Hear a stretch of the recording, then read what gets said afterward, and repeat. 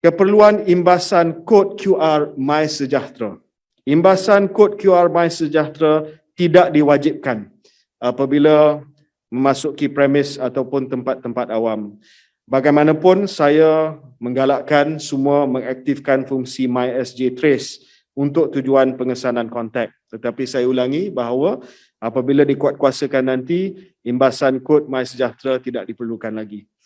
Individu dengan status high risk pada aplikasi MySejahtera, iaitu kes positif dan individu yang diberi arahan HSO, seperti mana yang saya sebutkan tadi, mereka tak boleh masuk ke dalam premis. Jadi MySejahtera masih lagi penting untuk kita kekalkan. Pihak pengurusan premis boleh menyemak status risiko individu dalam aplikasi MySejahtera yang akan masuk premisnya.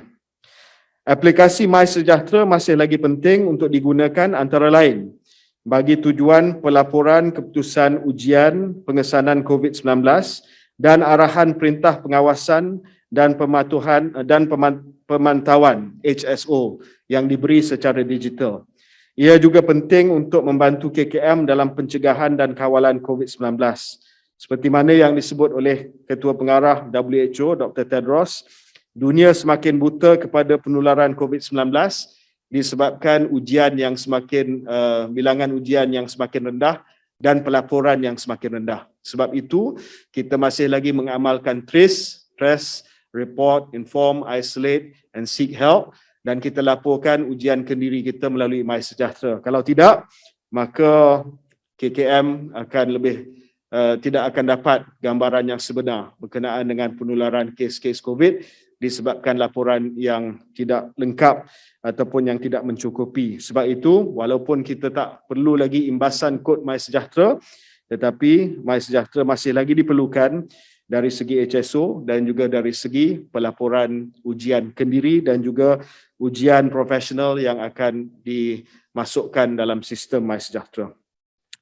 Saya juga ingin umumkan sejajar dengan fasa peralihan ke endemik, MySejahtera sebagai aplikasi kesihatan awam akan ditambah baik dengan ciri-ciri baru.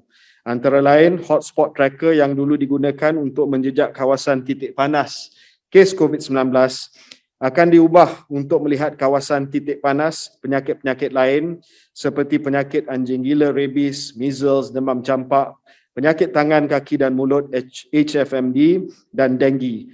Kawasan ini akan ditentukan berdasarkan jumlah kes aktif di kawasan lingkungan pengguna untuk setiap penyakit berjangkit.